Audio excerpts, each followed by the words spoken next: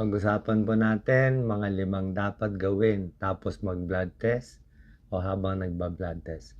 Number 1, bawal mo i-rub or i-scratch yung site.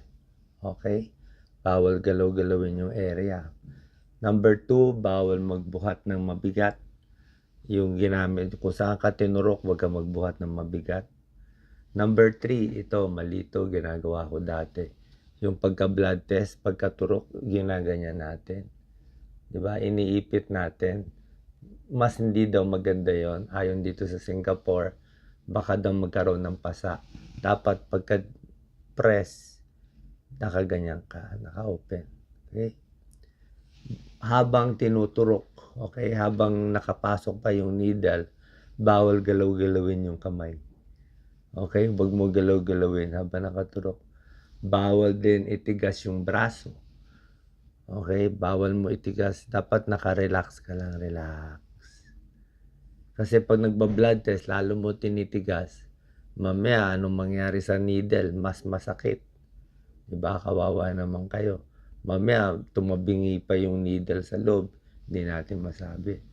Okay, so yan mga bawal gawin habang nagpa-blood test. Tatandaan niyo ito, mahalaga. Ano naman mga dapat gawin? Ganito lang, hinga malalim, breathe deeply. Yan. Ang dapat gawin, lagyan ng bulak, lagyan ng band-aid, tapos i-press natin 5 minutes to 10 minutes. Okay? 5 minutes to 10 minutes naka-press. Okay? Paano gagawin kung nag-bleeding, nagka-problema? So, pag nagkaroon ng bleeding, dapat press mo mas matagal pa, 10 minutes, 15 minutes. Diba? May bulak yan, nakaganyan yan. Pwede rin itaas yung kamay above the heart para yung pressure ng bleeding mas konti. Okay?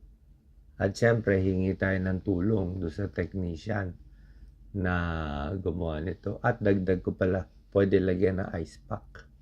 I-ice pack natin. Okay? So, sana nakatulong itong video. Mga dapat gawin at bawal gawin habang at tapos mag-blood test. Salamat.